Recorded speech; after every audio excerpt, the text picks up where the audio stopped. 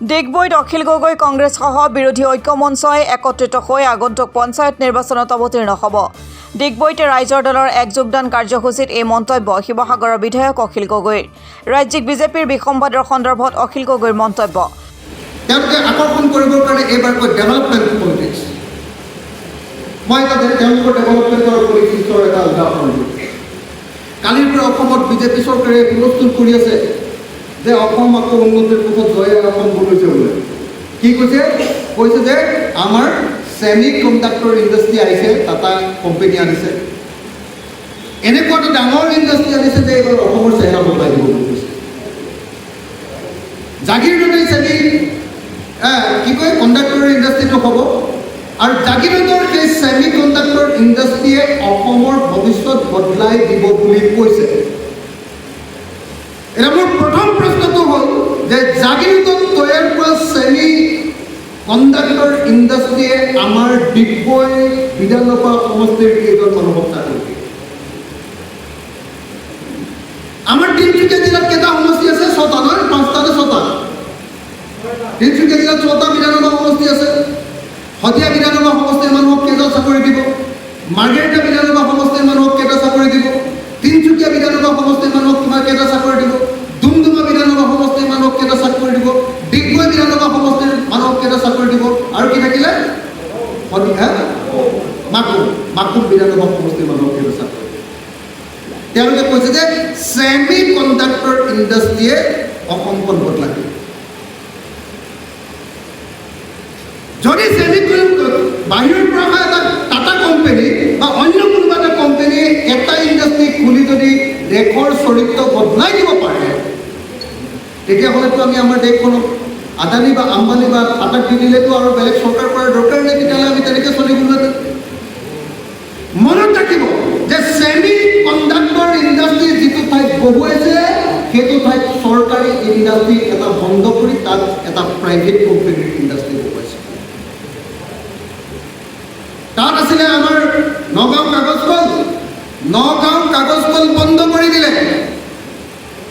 অসমৰ প্ৰত্যেকজন মানুহে এই প্ৰশ্ন মনত ৰাখিব লাগিব যে বিজেপি চৰকাৰৰ দিনত অসমত কেইটা ইণ্ডাষ্ট্ৰী এতিয়ালৈকে বন্ধ হ'ল?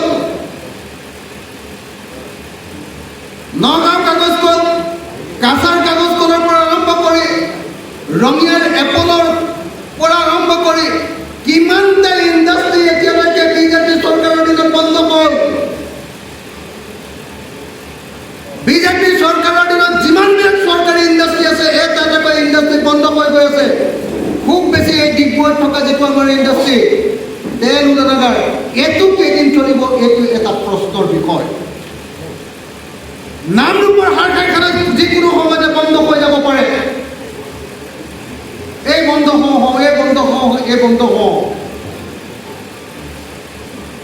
এওঁলোকৰ মডেলটো কি?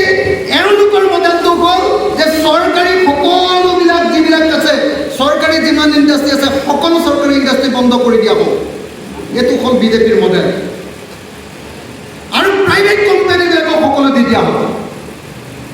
প্ৰাইভেট কোম্পানীবিলাকক আমি মাটি দিম, প্ৰাইভেট কোম্পানীবিলাকক আমি টকা দিম, প্ৰাইভেট কোম্পানীবিলাকক আমি সকলো সুবিধা দিম, তাৰ বিনিময়ত প্ৰাইভেট কোম্পানীয়ে আমাক চাকৰি দিব বুলি কৈছে। অসমত এতিয়া বিজেপি নাই, হিমন্ত বিশ্ব শৰ্মাৰ প্ৰাইভেট কোম্পানীহে আছে। সকলো নিষ্ঠাৱান কৰ্মীয়ে অসম বিজেপিক বেয়া পাইছে। ডিগবৈ যোগদান কাৰ্যসূচীত ডিগবৈ মহিলা মহাবিদ্যালয়ৰ অৱসৰপ্ৰাপ্ত অধ্যক্ষ ডক্টৰ অৰুণ চন্দ্ৰ শৰ্মাসহ বহু বিশিষ্ট ব্যক্তি, আপ, বিজেপি, অগপ আৰু কংগ্ৰেছৰ শতাধিক নেতাকৰ্মীয়ে ৰাইজৰ দলত যোগদান কৰে।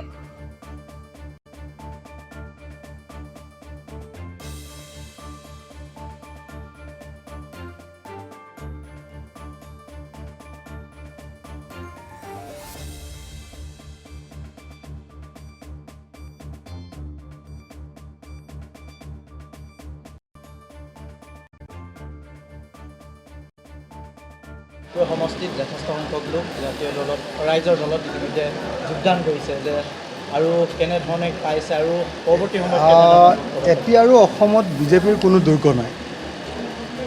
বিজেপিৰ দুৰ্গবিলাক পঢ়ি মেলি শেষ।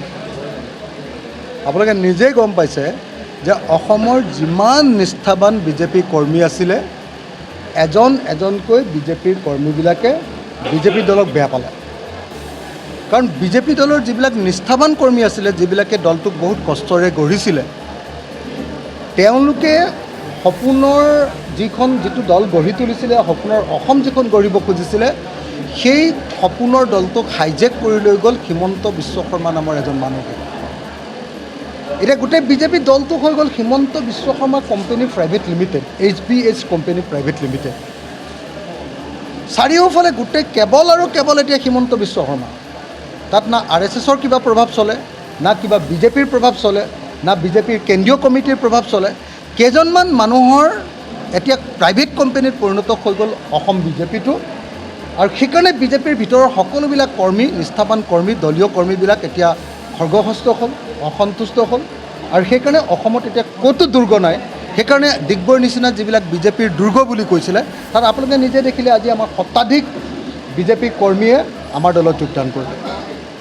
বিজেপি কৰ্মী আৰু নেতাবিলাকে যোগদান কৰিলে, আৰু যোগদান কৰি এতিয়া তেখেতসকলে কৈছে যে বিজেপিয়ে আমাৰ সপোন পূৰণ কৰিব নোৱাৰিলে, এটা আঞ্চলিক দলেহে অসমৰ মানুহৰ সপোন পূৰণ কৰিব পাৰে। সেইকাৰণে আমি ৰাইজৰ দললৈ আহিছোঁ। গতিকে মই আশা কৰোঁ যে ৰাইজৰ দলে আমি টাৰ্গেট লৈছোঁ যে 2026 চনৰ যিটো বিধানসভা নিৰ্বাচন, সেই 2026 চনৰ বিধানসভা নিৰ্বাচনত আমি অন্ততঃ পক্ষে 20খন আসনত জয়ী হ'ব লাগিব গোটেই অসমত ৰাইজৰ দল। আৰু 2031 যি বিধানসভা নিৰ্বাচন, সেই বিধানসভা নিৰ্বাচনত আমাৰ আঞ্চলিক দলৰ চৰকাৰ হ'ব। এয়াই হ'ল আমাৰ এই মুহূৰ্তত ৰাইজৰ দলৰ টাৰ্গেট বা লক্ষ্য, আৰু আমি সেই লক্ষ্যত আগুৱাই যাবলৈ চেষ্টা কৰিছোঁ। সেইকাৰণে বিজেপিৰ যিয়ে দুৰ্গ নাথাকক লাগিলে চব দুৰ্গ ভাঙি পেলোৱা হ'ব, বিজেপিৰ যিয়ে এনেকুৱা ধৰণৰ ঘাটি নাথাকক লাগিলে ঘাটি ভাঙি পেলোৱা হ'ব, আৰু সকলো অসমীয়া মানুহক পুনৰ মূল সুঁতিলৈ ঘূৰাই আনে অসমত আঞ্চলিক শক্তিবিলাকৰ এক নতুন মহাসংঘ তৈয়াৰ কৰি আমি অসমত আঞ্চলিক শক্তিবিলাকৰ চৰকাৰ গঠন কৰিবলৈ বাধ্য কৰিম। কালি চৰকাৰে দেখুৱাইছে যে মানে জাগিৰোডত কালি ভূমি পূজন হোৱা যিটো কি বুলি কয় ছেমি কণ্ডাক্টৰ ইণ্ডাষ্ট্ৰিটোৱে অসমৰ ভৱিষ্যত বদলাব। সেয়েও যদি এটা ইণ্ডাষ্ট্ৰিয়ে অসমৰ ভৱিষ্যত বদলাই দিলেহেঁতেন, তেতিয়াহ'লেতো ৰাজ্য এখনৰ মুখ্যমন্ত্ৰীজনে বেলেগে একো কৰিব নালাগে, এজন কেপিটেলিষ্টক মাতি আনিব লাগে, পুঁজিপতিক মাতি আনিব লাগে, এটা ইণ্ডাষ্ট্ৰি বনাই দিব, আৰু অসমৰ ভৱিষ্যত, ৰাজ্য এখনৰ ভৱিষ্যত বদলি যাব। তো এনেকুৱাতো কথাটো কেতিয়াও নহয়। কেইজন মানুহে চাকৰি পাব, কেইজন মানুহে ছেমি কণ্ডাক্টৰৰ হেৰিয়াত চাকৰি পাব, আৰু কেইজন মানুহে থলুৱা মানুহে তাত কাম পাব, য'ত 100% থলুৱা মানুহে তাতে মানে কাগজ কলত কাম কৰিছিলে। সেইটোতো য'ত এতিয়া আমি ছেমি কণ্ডাক্টৰ ইণ্ডাষ্ট্ৰি বহুৱাইছে, সেইটোতো কি, সেইটোতো বেলেগ একো নহয়, সেইটো হ'ল অসমৰ নগাঁও কাগজ কলৰ মাটিখিনি, য'ত চৰকাৰী ইণ্ডাষ্ট্ৰি এটা বন্ধ কৰি প্ৰাইভেট ইণ্ডাষ্ট্ৰি এটা বহুৱাইছে, আৰু সেইটোকে লৈ ইমান ঢাক ঢোল পিটিলেতো কোনেও নামানে। আজি বিজেপি চৰকাৰৰ দিনত সকলো চৰকাৰী ইণ্ডাষ্ট্ৰি বন্ধ হৈ গ'ল। বিজেপি চৰকাৰৰ দিনত চৰকাৰৰ 8,066খন স্কুল এতিয়ালৈকে বন্ধ হ'ল। বিজেপি চৰকাৰৰ দিনত এখন এখনকৈ চৰকাৰী হস্পিটেলবিলাক বন্ধ হৈছে। সব প্ৰাইভেট কোম্পানী, সব প্ৰাইভেট নাৰ্ছিং হোম, সব প্ৰাইভেট স্কুল, সব প্ৰাইভেট ইণ্ডাষ্ট্ৰি এইবিলাকহে আহিলে। গতিকে বিজেপিৰ পৰা পাবলগীয়া একোতো নাই। টাটা কোম্পানী কিমানখন বাগান অসমতে আছে, কিমান উন্নতি কৰি দিছে অসমত। তেনেকুৱা বাগানৰ নিচিনা এনেকুৱা এটা ইণ্ডাষ্ট্ৰি হ'ব, সেই ইণ্ডাষ্ট্ৰিটোতো গোটেই অসমৰ ভৱিষ্যত কেতিয়াও বদলাই দিব নোৱাৰে। আমি কিন্তু ছেমি কণ্ডাক্টৰ ইণ্ডাষ্ট্ৰিটোক আদৰণি জনাইছোঁ, ভাল হৈছে, আমাৰ ইয়াত ইণ্ডাষ্ট্ৰি আহিব লাগে। কিন্তু সেই ইণ্ডাষ্ট্ৰিটোক লৈ যিধৰণে ব্যাপক প্ৰচাৰ কৰিছে যে এই ইণ্ডাষ্ট্ৰিটোৱে অসমৰ ভৱিষ্যত বদলাই দিব, এইটো কেতিয়াও নহয়। এইটো একেবাৰে মানুহক একেবাৰে টুপি দিয়া কথা এটা, এইটো কেতিয়াও সম্ভৱ নহয়। মই আশা কৰোঁ যে অসমৰ মানুহে কথাবিলাক বুজি উঠিব, আৰু বিজেপিৰ যি মিথ্যাচাৰ, সেই মিথ্যাচাৰক নিশ্চয় উপলব্ধি কৰিব।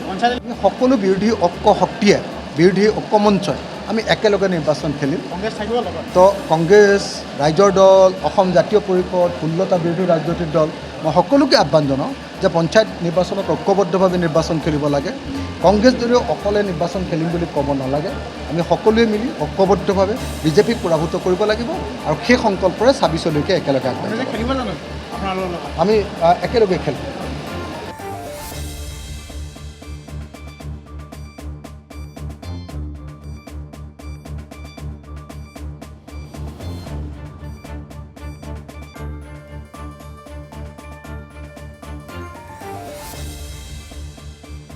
ডিগবৈৰ পৰা হীৰা ফুকনৰ ৰিপৰ্ট, অসম টুডে।